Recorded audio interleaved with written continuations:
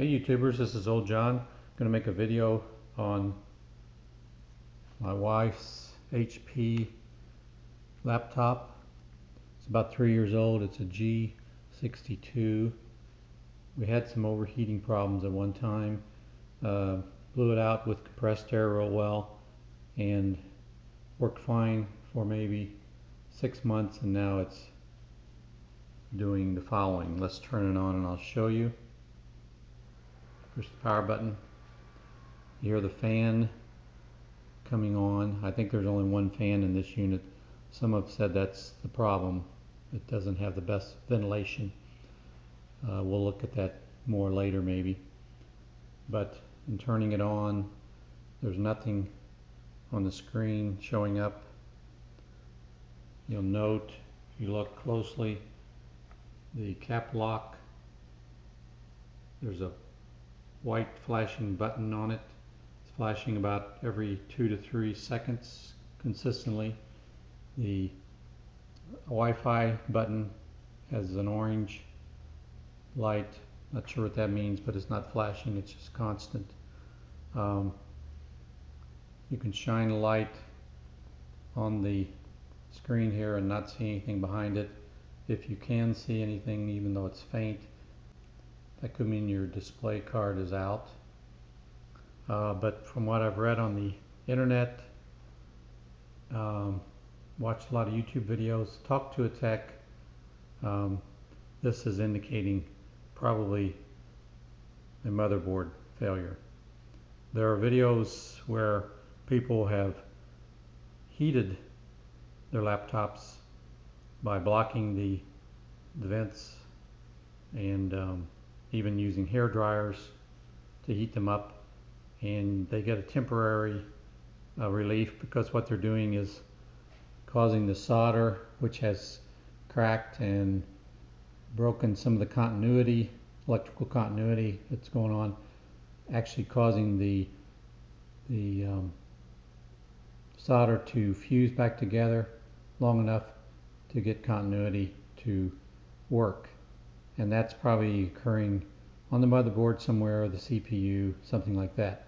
But that's only a temporary fix. So I didn't get that to work.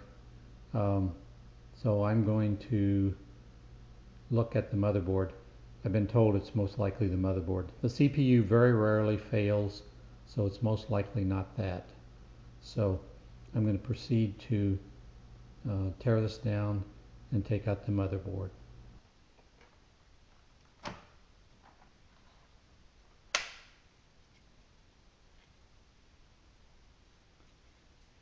These are nice to have stickers on them showing you what to replace them with. So let's take the battery out first. And there are 1, 2, 3, 4 screws here.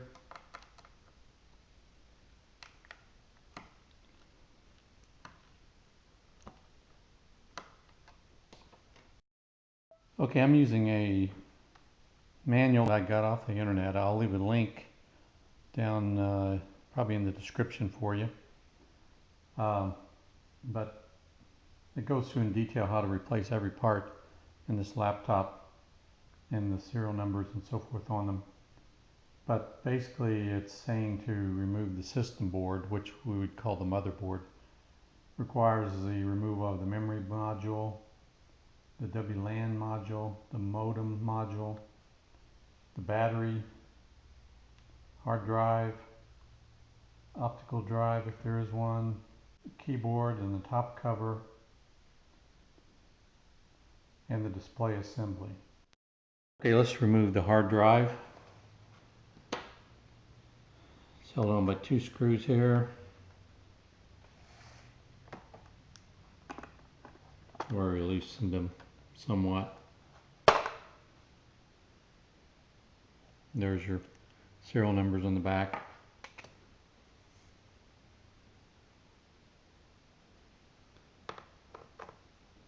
Remove these 2 screws here.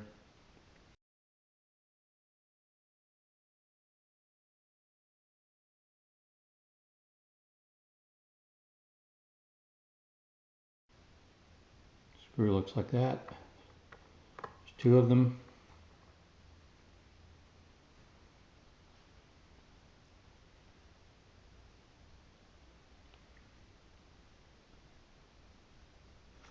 A little cable here.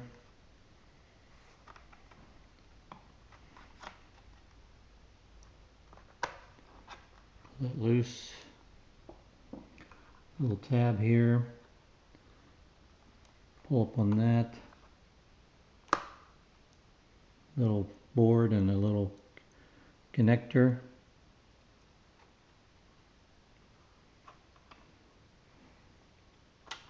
And I think this lifts up like so. Oh, there's one screw down here I missed.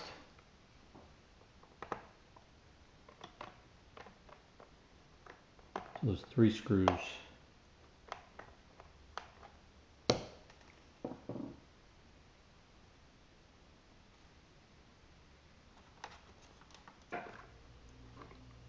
Okay, there's the hard drive and replacement label there.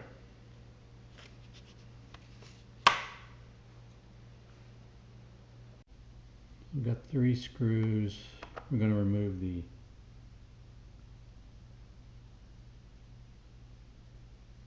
WLAN module.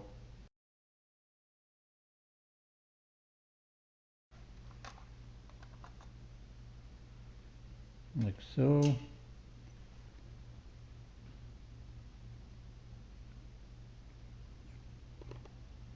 little cables here.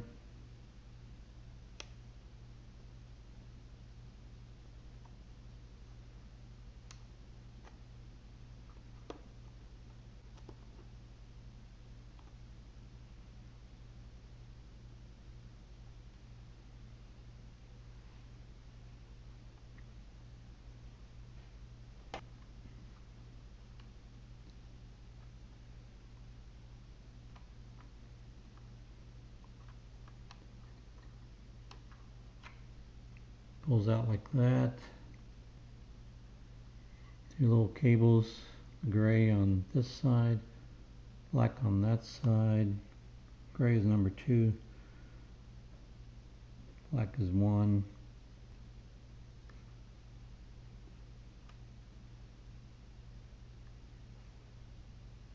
Only goes in one way because of that notch.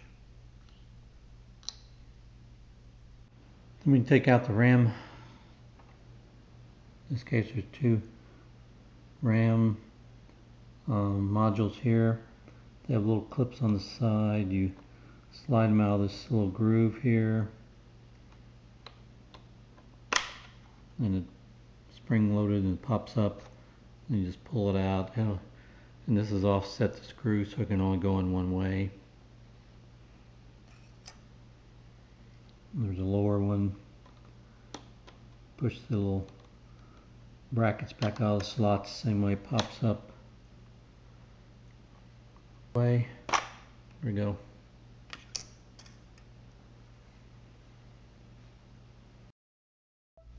Okay, so we're going to remove the keyboard. You have to take out screws here, 1, 2, and 3, and then 1, 2, 3 here. There's your battery compartment, so orient it like that, or whichever way you want.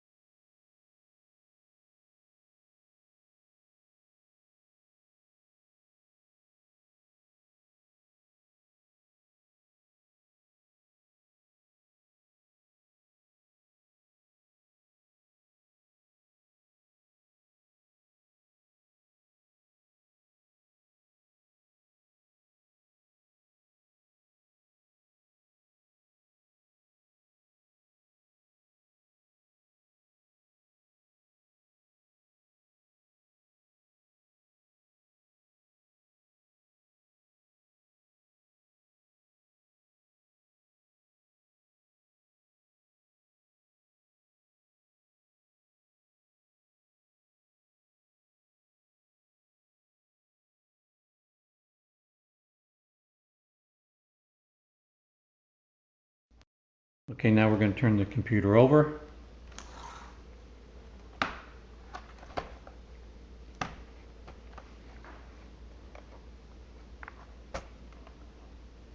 Open it as wide as possible, or far back as possible. And there are tabs on the left and right side, and you're supposed to use a thin flat blade screwdriver. I'm going to try this to release them.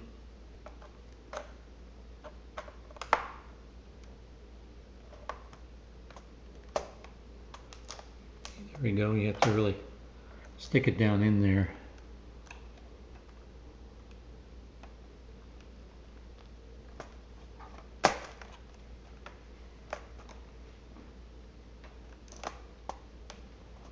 And pull it up. And it has this connector attached to it. So you just lift up on this, and it has two little tabs on each end that fit in little slots there. And there's wires on the bottom that connect up. So that's the keyboard removed. Okay, we're going to remove the cover now. So we have to turn it over and remove more screws on the bottom.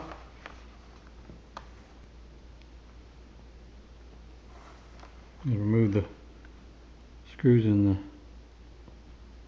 battery bay, which I already did. Now we've got removed 9 screws on the base here.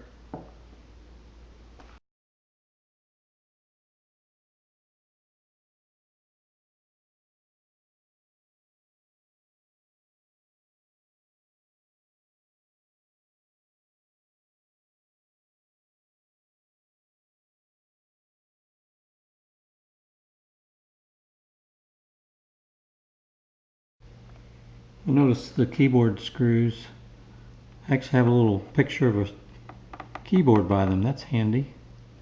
Right there, and there, and there. I don't know if you can see that or not.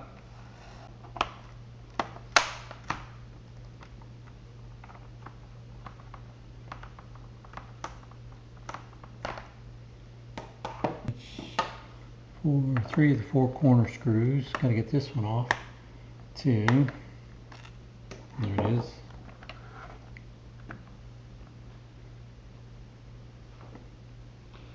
Tells you the size of the screws too on this manual, which is helpful when you put it back together in case you got the screws mixed up.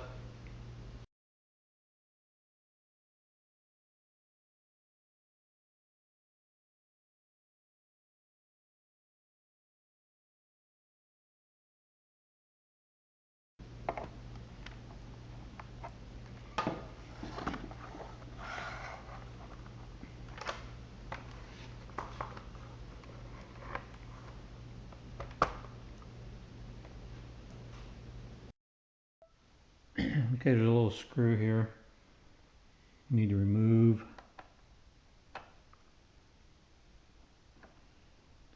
We disconnect these cables.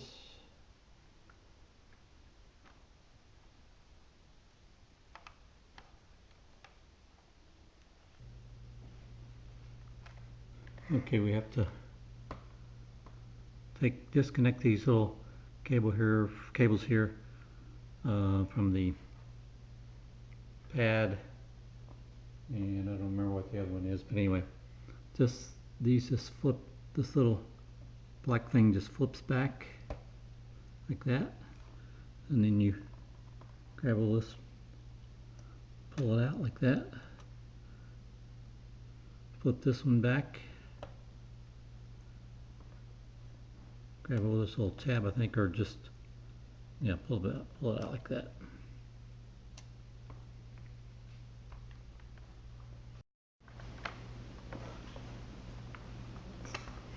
There's 2 little black connectors here, and this one has to be disconnected from the other one, I believe.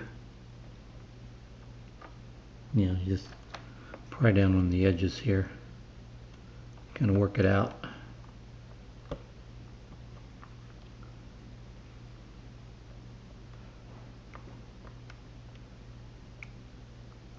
Yep, that's a little tricky. Okay, this one has another little thing that flips back like that. Also, it comes down, flips back. You pull out the connector like that. We have to remove the plastic bezel. It looks like there's little clips here, maybe. Okay, it's got little hooks, like I said. You have to pry it up.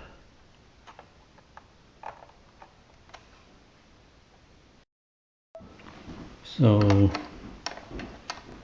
these tabs hold it in, and there are little tabs on the back too, so it's kind of tricky.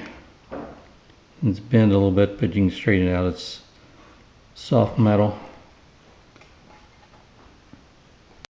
We're ready to move the touchpad here now. Right under the edges here. If you're trying to lift this up, it'll become obvious. Okay, so there it is.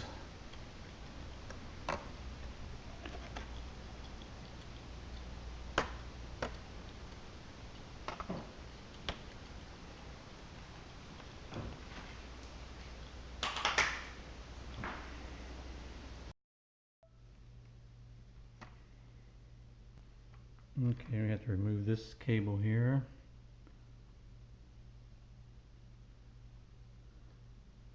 It flips up like that. Then pulls out. And there's two cables over here.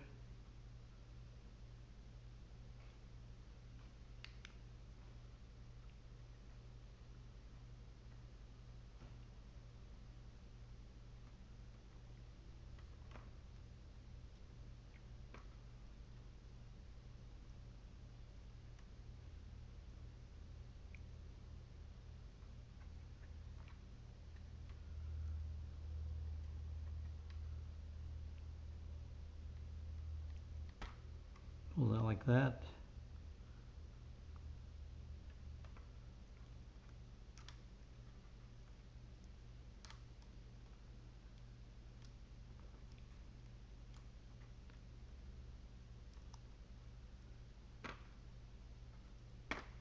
And that lifts up. Connector like that goes in there.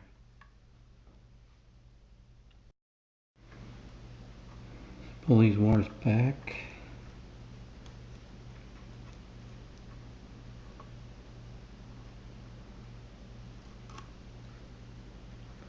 Get them out of the way. Gonna remove this grill.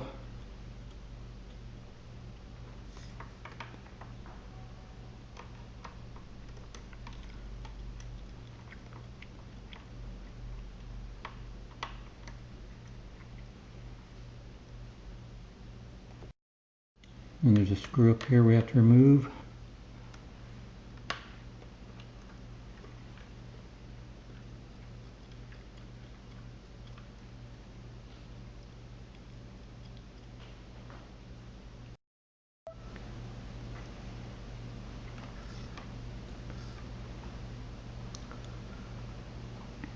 Have to remove this cable gently, like that.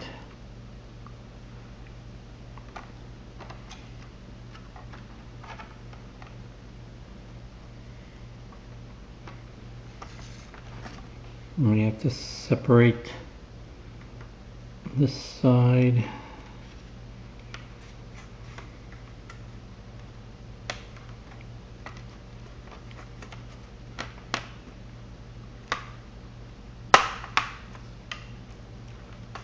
All these connectors to deal with.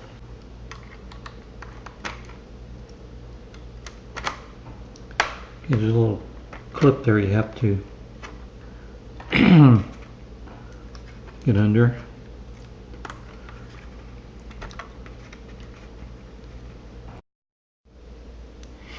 And you have to just kind of pry the edges here a little bit. There's a screw here on the fan. Take off. Okay, I forgot to remove this little cable.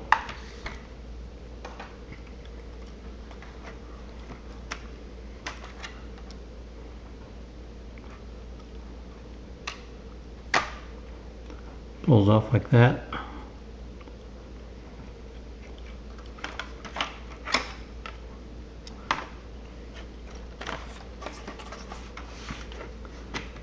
Let's have this connected. Like so. And there it is.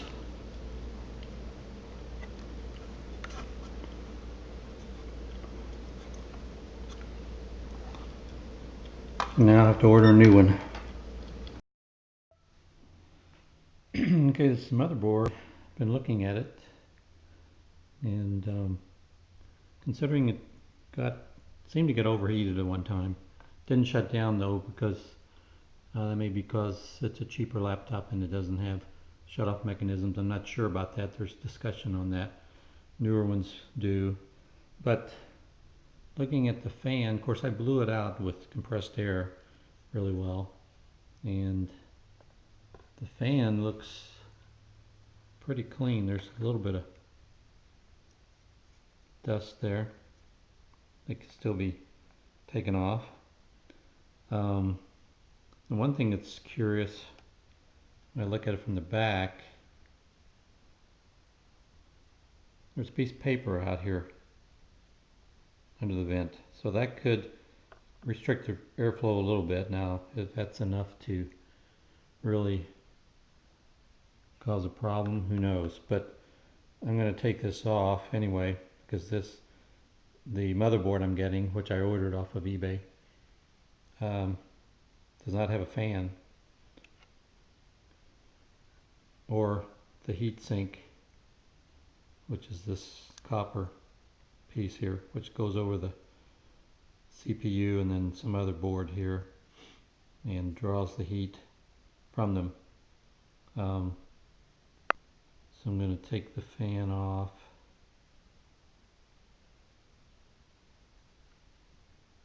The rest of the board, I don't see any obviously cracked areas.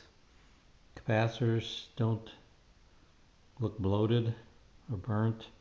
Sometimes capacitors will swell up on the top. Don't see any of that on these capacitors. Anybody who has any ideas of how to reasonably test things on here, I know how to test capacitors, and it's a little bit of a challenge, but if anyone has any ideas, leave comments below for others who are doing this. I probably will just, ignore it, replace the motherboard, but your comments are welcome. So let's take off the fan right now. We have these bolts to take off, these three.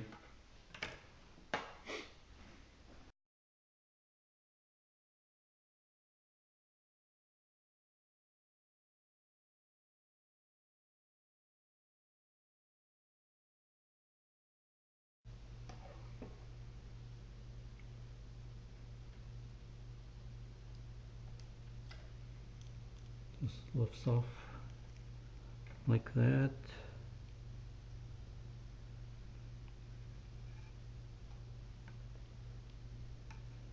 There's some plastic stuck to the bottom of it. Okay, and there's a little connection here to take off.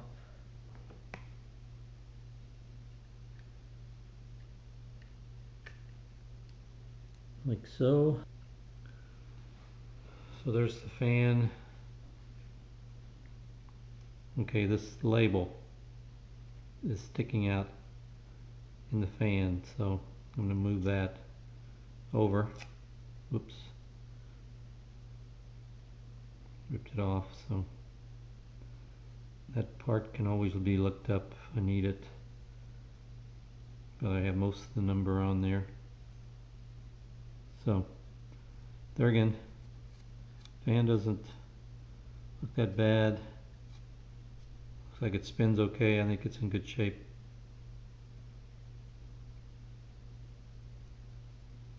Okay, now there is this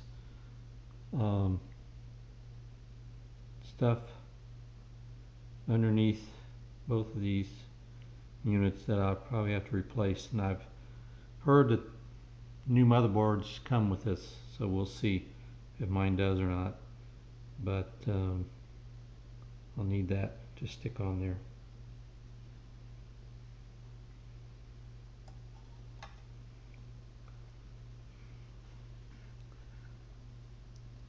So yeah, the CPU had this, I forget what it's called, stuck on it, but there's the CPU, and then this is another chip, can't remember the name of it, but otherwise the board looks pretty decent. But based on the white cap lock light going on and off, everyone says it means the motherboard or the CPU, and most likely the motherboard.